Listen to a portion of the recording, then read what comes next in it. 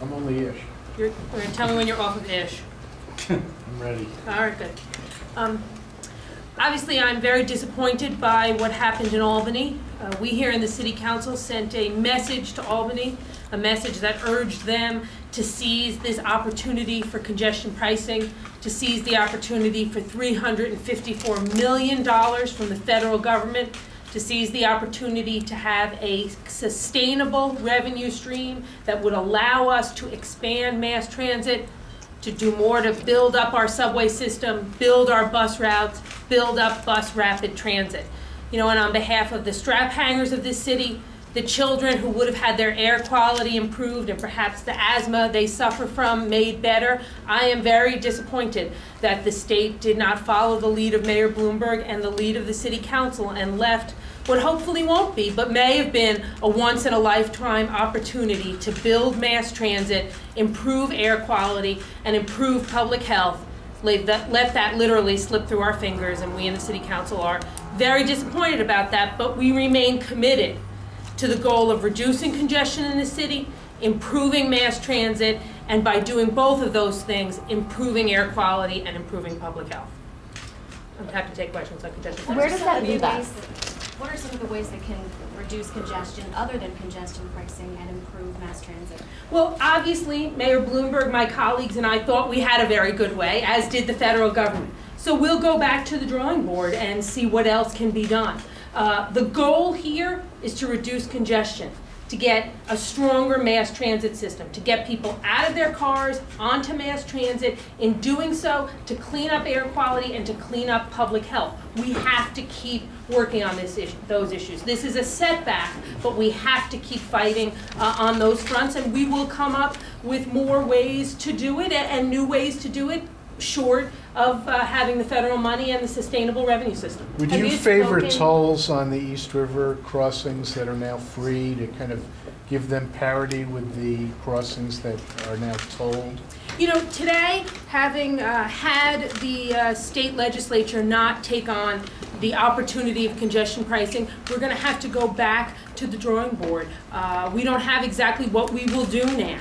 Obviously, tolls are something to which there is great resistance in the city of New York, and I understand and appreciate that. So we're going back to the drawing board, but I think the commitment of city government to a more green city, a larger mass transit system, and better air quality is something that has to remain, and we're going to have to engage in dialogue with New Yorkers about how we get there now that we've lost the congestion pricing opportunity that we wish the state had embraced. Have you spoken to the mayor yet since the news came out? No, I have not spoken to the mayor since the news came out, no.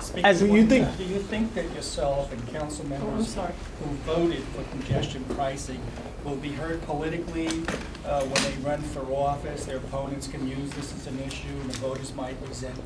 You know, I don't see how anyone could use support of congestion pricing against somebody politically. By voting for congestion pricing, you said, yes, I want $354 million from the federal government. You said, yes, I want bus rapid transit. Yes, I want a 2nd Avenue subway that's finally finished. Yes, I want more bus routes in the 5 boroughs.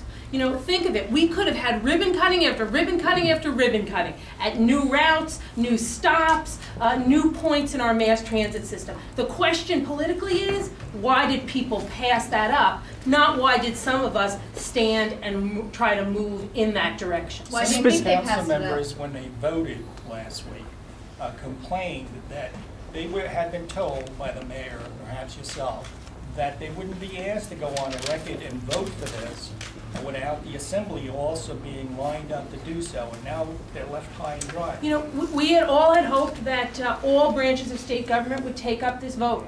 Certainly before we took action in the council, I had gotten a call from the governor, from the Senate Majority Leader, urging that we take action. I spoke to them on Sunday. We took action on Monday. You know, I'd also gotten a request from Speaker Silver, you know, to send the home rule message up so the message was clear. We did our job, and our job was speaking up for the over 8 million New Yorkers, the vast majority of whom use mass transit, and sending a message to Albany: we need more mass transit. I think my colleagues will ultimately by voters be rewarded for having done that and stood up for mass transit.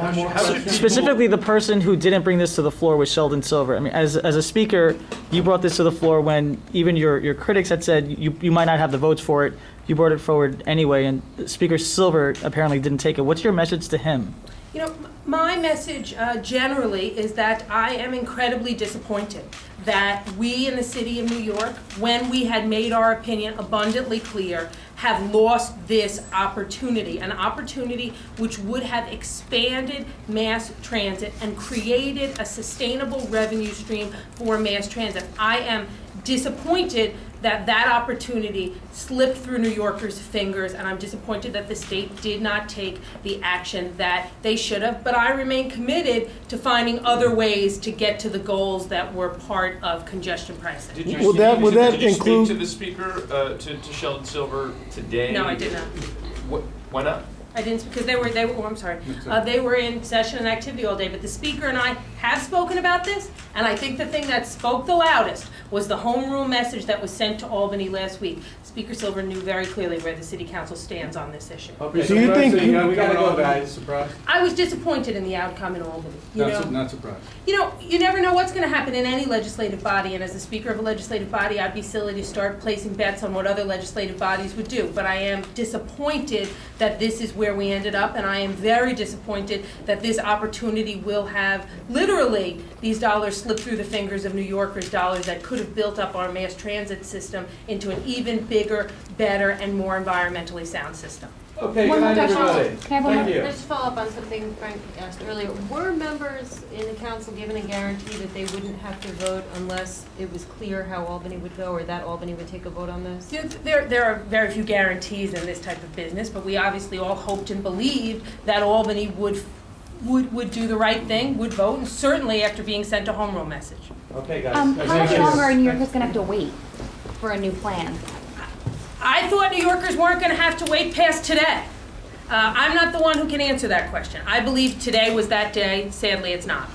Thank you. Thank you.